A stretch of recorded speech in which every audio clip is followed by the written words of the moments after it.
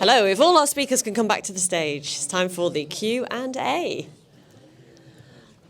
Perfect. So, and thanks so much for sharing all your content this evening, guys. It'd be great to hear from the audience now if you've got any specific questions that you would like to ask our speakers tonight. Do we have another microphone or running around? We do? Amazing. Are you running around? Do you want to ask a question? Yeah, you can do. Yeah, hi. I was just wondering whether you guys had a favourite book that you think you've learned a lot from that's obviously trajectory your career. Any takers? Yeah. Fanatical Prospecting is one that I mentioned. And honestly, we had an XDR book club, and I was like, I'm being forced to read this. But I really liked it. Mark that up. For any women in the room, I would really recommend the book Unapologetically Ambitious. It's one of Silicon Valley's first Black female CEOs and how she rose up through sales. And that one's really inspiring as well. I'm in the middle of reading Atomic Habits right now. I definitely recommend that if you haven't read that. A lot of us probably have habits that we're not even aware about that go on throughout the day. They could be as small as a peanut or as big as an elephant, but I think this is just something that helps you kind of recognize this, and little changes throughout the day can amount to a lot bigger than that, and you can see big differences over time. So definitely a good read. Well, as I said, I hate reading, but I do it for a learning perspective. Sales for Dummies, it's a good book. It gives you the foundations of what to do as a salesperson. Diary of a CEO, Stephen Bartlett. That's a good book. Tells you about the different buckets that you need to be successful in life, so that's good. If you're a leader or you have any aspirations to lead, I strongly recommend Coaching for Performance. The art of coaching and what coaching was new to me before I read it. So if you have any aspiration to do that, absolutely recommend. I don't know. I'm not a big reader either. Very slow reader. But Mark Akers' Problem Prospecting. Well, actually, it's not just Mark. Actually, it's a few writers, but Problem Prospecting is definitely a good book. Perfect. Thanks for sharing, guys. More questions from the audience?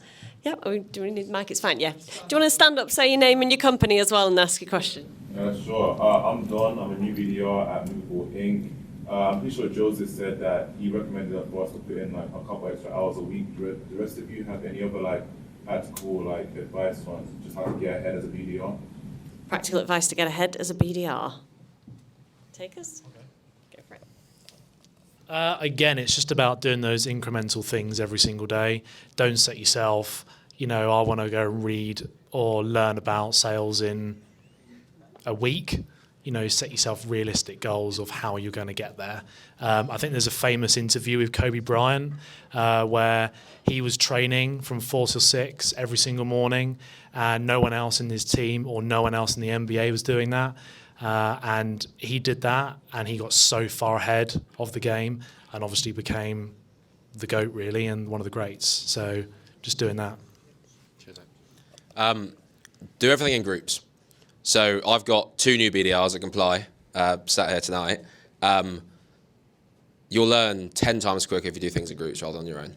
So sit together, mock cold call together, prospect together, write emails together, do research together, do it all in pairs or groups rather than on your own.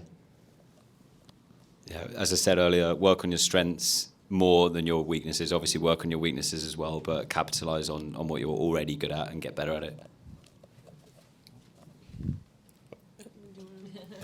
I could add something else. I would definitely try to, whoever's the top dogs at your company, try to put time on their calendar and just pick their brain. Just be open-minded. Hey, I'm brand new to this. I've seen you're really good at this. Can you tell me a little bit? I'd love to pick your brain and kind of learn this. Do you guys have Gong at your company as well?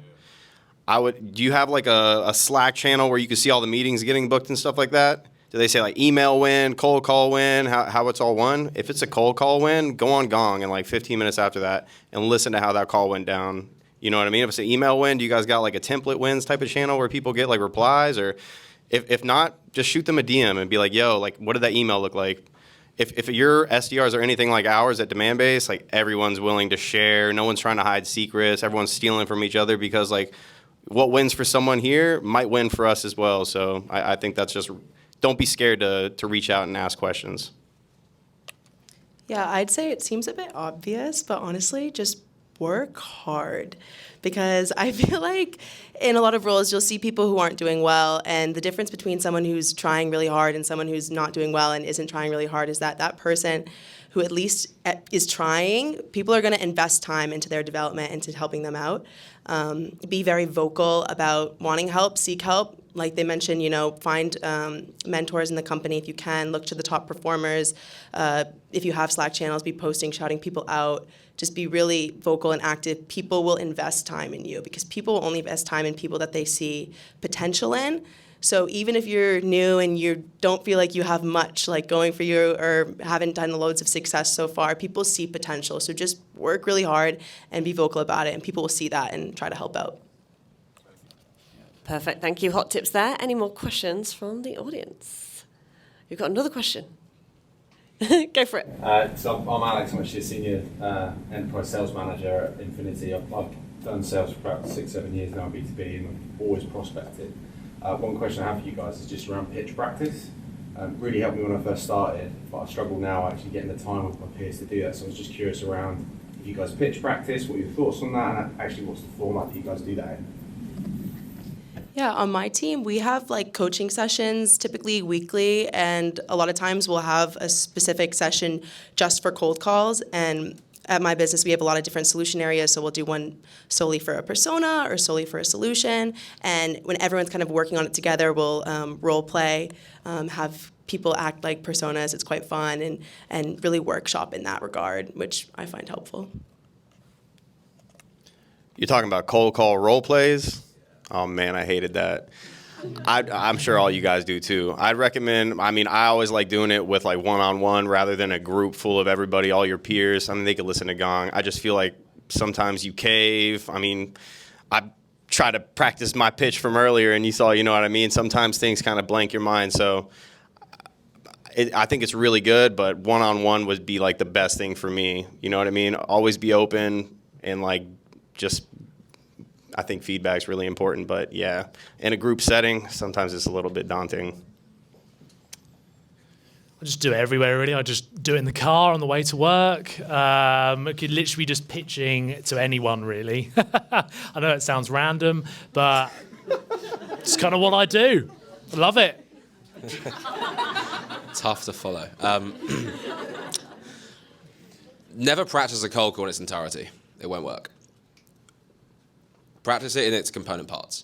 So, if a football team is training on a Wednesday afternoon, no one practices a football match. They practice corners and free kicks and throw-ins and attacking phases and defensive phases. Practice your opener.